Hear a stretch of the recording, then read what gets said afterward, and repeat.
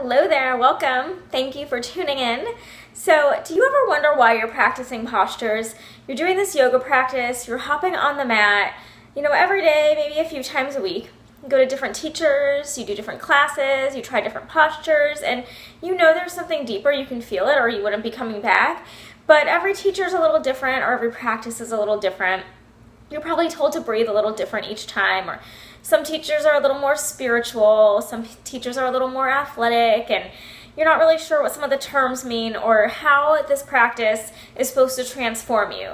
Like, how is this practice going to make you more compassionate, more peaceful, more true to yourself? I'm sure you've heard those phrases like enlightenment and, waking up. So how does getting on the mat and doing postures do this for you? I'm Monica Stone from theyogimovement.com. I am your virtual yoga teacher and your spiritual mentor, and I am going to help you take your practice to a deeper level. So today we're going to talk about 3 things that you should be doing while you're on the mat to help you take your practice to a deeper, more spiritual level. So I practice Ashtanga yoga, and these are specific to Ashtanga, and this is why I love Ashtanga too, is because we actually focus on being more spiritual. So a lot of people look at Ashtanga from the outside and think that it's this super physical practice and that it's really hard. And I've heard some people even call it power yoga. And if you're not an Ashtangi and you're looking at it from the outside and you have people just kind of telling you things, then you might think that. But that is not what Ashtanga is about at all. Ashtanga is a very deep spiritual practice. And there are a lot of traditions and a lot of things that you're supposed to do while you're on the mat to make it spiritual. So I'm going to tell you about 3 things that you have to be doing in your practice so that you can actually take it to a deeper, more spiritual level. The first thing is breath. So we've all heard this. Breath is the foundation of your practice. It's the foundation of any yoga practice.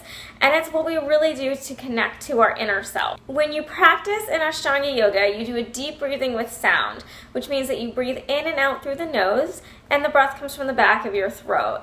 And I've done some other videos on these, which I will go ahead and link to in the show notes or the blog post, whichever one you're reading. So if you are looking at the YouTube video, you can get the links down in the comments, or you can, if you're on the blog post, you can also see those in the comments linked up and in the show notes. So there's a specific type of breathing, which is the deep breathing with sound. So the reason that we do this type of breathing is for a few reasons. So this heats up the body. It creates an internal heat, which detoxes the body. And it really does build up internally. You don't have to practice hot yoga when you do Ashtanga yoga. You literally build up the heat internally and you burn toxins from the body. So that's a very physical way in which the breath works and helps detox and cleanse your body just like a temple. So when you're doing this deep breathing, you are bringing the focus back to the sound of the breath. You have the freedom to observe the mind this way. So what you're going to notice is that all of these thoughts and all of these things just come up. And they're going to be like swirling around your head and it's going to feel a little crazy. But you basically have the freedom to bring the breath and the focus back to your breath, right? And so that way you see these thoughts and you see these things swirling around, but you don't let them control you. And there are going to be times where they just do. Their focus just isn't there, and so you have to forgive yourself because that's just normal. It's just human nature. But for the most part, you're focusing on not letting them control you and just kind of observing what's going on. So when you have a thought where you notice something comes up, like something you're angry about something or someone that you haven't thought about in a long time, it's just like, that was interesting. And then usually it passes, and that's kind of what the breath teaches you and what this concentration and this practice teaches you, because you're bringing it back to a one-pointed meditation. And so in doing this over and over, you start to notice your patterns, and not just in your mind, but maybe even in the practice. Like, are you practicing too hard? Are you pushing yourself too hard? And usually when you're doing that, then you can't really breathe very well. And so Ashtanga has a specific style of breath where you breathe in and out through the nose. You want to keep the breath steady. You want to breathe life into each posture. And if you can't breathe life, if your breath is constricted, then your job is either to find a way to make it to not make it constricted so that you can breathe into that posture, or to pull back a little, which is sometimes hard. If you're somebody who works really, really hard and you're hustling and you're a people pleaser and you're doing all of this stuff, working really hard and overtime, you're going to notice that it's going to be hard for you to pull back. And that's a lesson. That's a lesson that like you need to take care of yourself. So you learn all of this through your practice and through the breathing. Another thing I want to talk about is called prana, and prana is an energy, and that breath also builds an energy. So no matter, just on a very physical level, no matter how much energy you have when you hop on the mat, if you're tired and you're exhausted, but you're breathing correctly, you're going to build energy and you're going to have enough to take you through the practice. Now that's not always true. Of course, if you're extremely exhausted and you are just falling asleep, your body might be saying, go ahead and rest. But if you're having one of those days where you're like, I'm on my way home from work, I wish I could just go home and go to sleep, and you feel tired because you're making yourself tired by saying those things, if you just bring yourself to the mat, you just start breathing and you start doing your sun salutations, before you know it, you will have so much energy built up and you'll be loving the practice and you will just feel so good. And so it'll carry you through the practice. You just need to start breathing. But on a spiritual level, we build an energy called prana. It's a life force. And the way that works is also, very energetic within us, but it also works with the mind. So if we do let the mind control us, if we do find that we're angry, that something's frustrating us, that we can't get something on our mind, it's just completely, consuming and absorbing us, then and that's where our mind goes, then that's called our prana. So that's going to stay with us. So when we do our yoga practice, it stays with us through the whole day. That's how we kind of learn what's going on with us. That's how we set the tone for the day to handle any kind of situation that comes up. So if our prana is somewhere else, if our mind is somewhere else, that's the energy that we're building and creating. So you really do want to make sure that you're not sitting there analyzing your thoughts. You're just observing them and you're not letting them control you. So now we're going to talk about the second thing, bandhas. There's 3 bandhas that we pay attention to, and I've created a video and blog post on this too, so I've also linked to that. But there's 3 main bandhas. So there's Mula Bandha, which is the root lock, there's Uddiyana Bandha, which means flying upward, and there's Jalandhara Bandha, which is the chin lock. So these are, a little more internal, and you have to kind of practice them and figure them out. So when you first start practicing Ashtanga Yoga, you're probably going to stop and forget about the bandhas.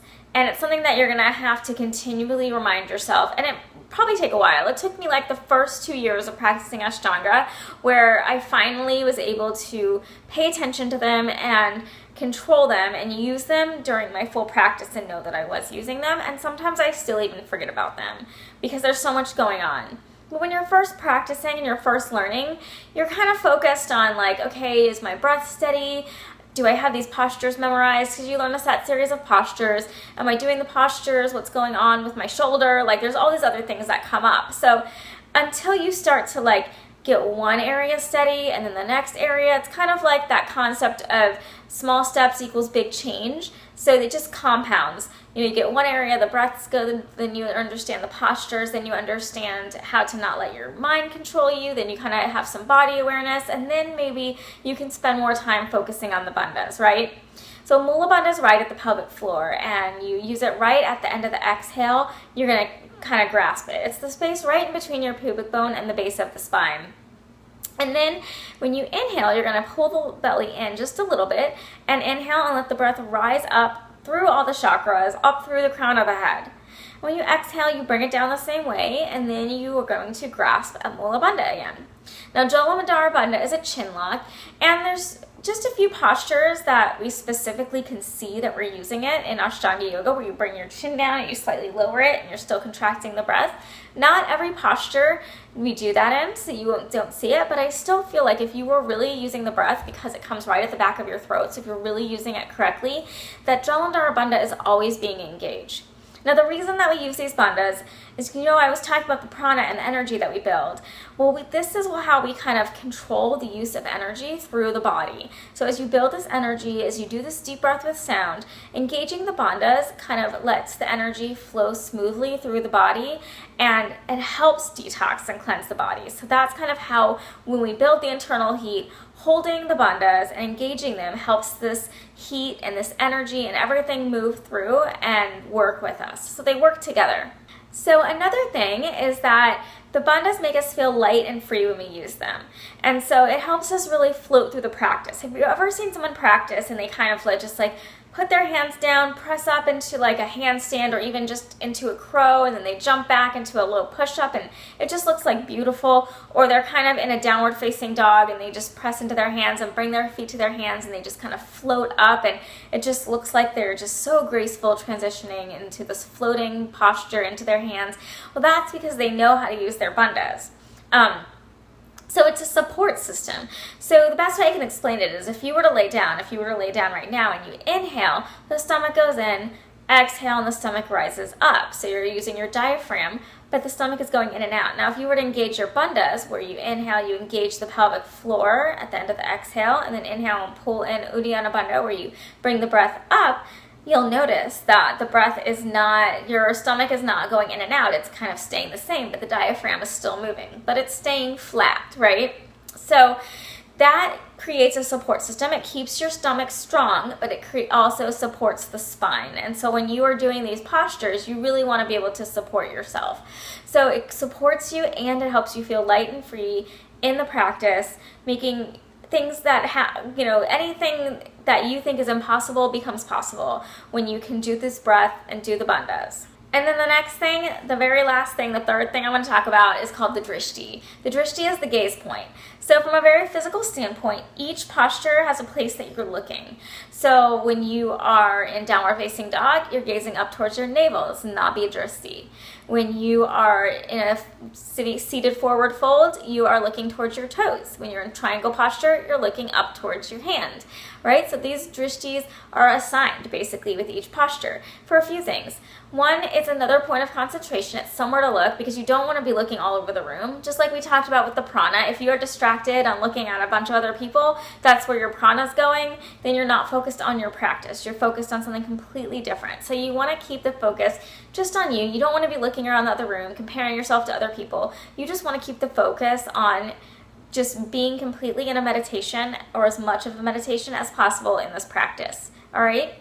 It also helps with form. So sometimes the drishtis are created to keep the spine straight. So if you're in a seated forward fold and you're looking towards your toes, it keeps the spine straight at the neck, rather than if you were to look up or if you were to look down, then you would be rounding the back and you wouldn't be keeping a completely straight spine. So it kind of helps with the movement of the spine and creating space and moving energy through the body. The main reason that we use the drishti is to keep that meditation and to actually bring the gaze inwards. So as you continue to practice, you're going to notice that your eyes just start to kind of soften wherever you're looking. And these assigned drishtis, don't really tend to matter as the practice goes on. You still look where the drishti is assigned, but your eyes start to soften. You kind of bring your head to where it's comfortable, not relaxed, not hanging. There's still a firm but steady movement. You're still in the position of the drishti, but to where the head just feels comfortable, right? And your gaze softens, your gaze turns inwards towards yourself, and you kind of start to see your true self, your inner self, your true nature for what you really are. And in turn, you start to see other people that way. You start to see your God in yourself. You start to see God in everybody else. And you grow to be a more compassionate and loving and beautiful person because you're so much more accepting now, because you can see God in everything and everybody. So you just have to hop on the mat. When you hop on the mat, make sure you're 1, practicing your breath, 2, working on the bandhas, 3, working on the drishtis. And if you're looking at my blog post, you'll see I put a pretty awesome fun graphic of the drishtis so that you can see what they all are, all 9 drishtis. And you just have to work on those and you will start to bring your practice to a more spiritual level. So you work on those with the postures, you do those every single day, and you start to observe your thoughts, you start to become a more compassionate person, you start to break your bad habits, and you just start to fall in love with this practice on a more deeper and spiritual level. So awesome. I'm so glad that you tuned in. I hope that when you hop on your mat tomorrow, you feel a completely different, transformative way of practicing. I'd love to hear what you think about it and how it's working for you. So go ahead and give me a comment down below on this video or on my blog post. And I would just love to hear, how it's transformed you, how it's working for you, and what you notice now that you're breathing deeper and more steady, that you're using your bandhas, and that you're bringing your gaze internally. So again, I'm Monica Stone. You can find me at theyogimovement.com. Please subscribe to my YouTube channel, and I look forward to next time. Thank you so much. I am so grateful that you're part of my family. Make sure that you join my free Facebook group, which you can also find on my blog post or down below in the comments. Have a wonderful day and night. Namaste. Thank you so much for listening and being a part of my family. I'm incredibly grateful for you, and I'm just so happy that you're here, so thank you so much. So I want to know what you think of this. Was it valuable? Did it help? What insights did you have? If you're watching this on YouTube, please subscribe.